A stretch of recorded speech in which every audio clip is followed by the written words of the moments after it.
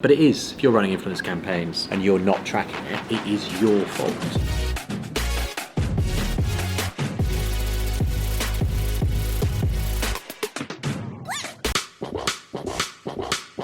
Happy Tuesday, my dudes. Hello. Hello, Mr. Shepherd. Have you had a scheduling conflict? Too many meetings for one man to do, and this next one is one that I'm not allowed in. None of them you're allowed in. None of them? None of them today.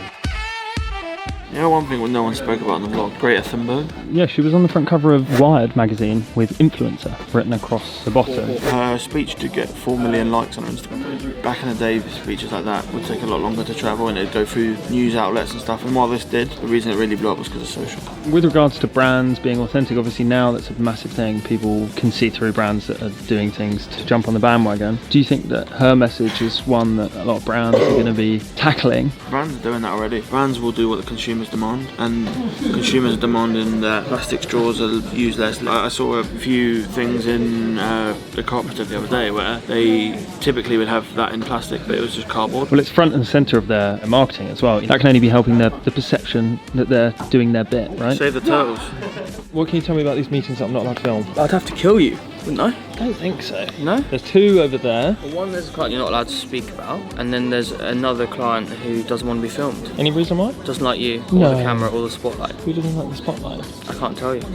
There's a call in there with an existing client In LA. in LA who we're big fans of. They've agreed on a 2-month extension, which is great news. Thanks for that. I remain unscathed. What are you doing? I might have secret things on here. Close them up. But something that isn't secret any longer. We are shortlisted for DigiDay Marketing and Advertising Awards Europe Agency of the Year, which means that we are now shortlisted for 7 awards. We submitted a video, a highlight reel, didn't we? DigiDay, we put forward a highlight reel, and then you have to put forward like a load of financial information, like your actual figures, and then some of the creative work that the guys are working on. Some of the things we're really moving into recently has been like creative strategy with influencers and putting forward some of those campaigns. And they're clearly working well if we've been shortlisted for Agency of the Year. We have to win it now. That's the next job.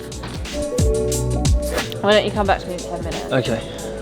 No, I'm not your second best, alright? I know you like soaps more than me, so why don't you just fuck off? A little bit of an awkward situation. I found myself in between 3 very important and confidential meetings. I've been told to depart, go away, put my camera down, cease filming. They can see me. Kind of have to sometimes watch quite carefully what I'm filming, what rooms I'm going into, because I do barge into a lot of rooms. You need me? Harry. I'm going to join this train. No, you are No, I'm not. not. It's alright. Just being aware. And if someone doesn't want something filmed, then it's quite important that I abide by that. You're looking through content that you're getting back from the campaign? We're doing a campaign that we're doing with Finks where they're launching their TV ad. They're doing like a national TV campaign. Yeah. It's going to live on TV, but it's also going to have a life of its own online. Where Yeah, people can so- actually engage, because no one can bloody engage with the TV. Yeah, exactly. So influencers, we're having a mixture of faces pages and influencers drive people to the YouTube channel to view the TV ad on there. Because this is something that will probably generate quite a bit of discussion, right? I haven't seen an ad like it before. It's about trying to normalise periods, I guess. And when's it going live? Thursday, and it got sold on Friday, so it's a quick turnaround. Wow, timely. Got a client coming in today. Who is said client? 1 year no beer. So we're going to have a kick-off meeting with them today. Get Sober October trending to Sober 1 year. Oh, so Sober October starts today? Yeah. Officially? Pretty much, you've got 30 days to go. Stay in there. So guys, it's October. It is. Stoptober. Yes, I'm it gonna is. alcohol-free weekend. For some people, 1 year no for beer is coming in today for a kick-off live meeting. sales, they're coming in to discuss ways of working, how we can pass data between ourselves, which I'm looking forward to. We've got potentially a massive day on the cards. We do, you know. Frank started it with a big call. Well, a massive fashion house that everyone who watches the vlog will know of. They do a lot of influencer work, but we're going to help them with a big brand campaign. And drive a load of traffic, which And is a load really of traffic. exciting. Yeah, so we discussed that this morning. Aaron's had a call with one of the most well-known gym brands in the UK, talking Really? about a decent length contract, which I'm really excited about. Clients just want to make it more of a partnership as opposed to just a campaign, rather than come to us, deliver some results. It's not just about that anymore, but actually make a difference. Tombo! And this man makes a difference. Yeah. So these are all the questions from the event, and I'm going to pick out one for you to answer.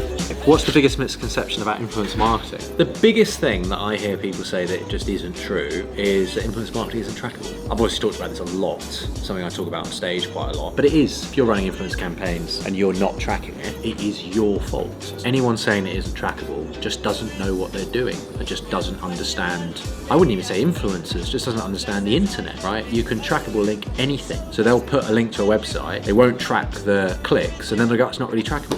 Of course it fucking is. Why is that impression stuck with people? Well, because most people don't understand how to do influencer marketing, don't understand digital marketing. Just because someone works in it doesn't mean they understand it either. And certainly from a brand point of view, the lack of understanding is enormous. So people don't know the first person that looks credible that says something, everyone believes. You know, Keith Weed's a good example. He was CMO of Unilever and went there and stood up at Cannes 2 years ago and told everybody that would listen that influencer marketing wasn't trackable, didn't work. 6 months later, he left his role as CMO of Unilever, the first job he took, an influencer marketing business. So he's either had a miraculous turnaround in 6 months, or what he says isn't necessarily what he actually thinks. And it suited him to say that at the time. The only reason you would tell anyone there's only one way to do it is if the only way you can do it is that way. The big holding groups have already bought their TV for the next couple of years. If all their clients decide, oh, don't want to do that anymore, they're in real trouble. So they're going to do everything they can to slow that progress down. And it's a balance.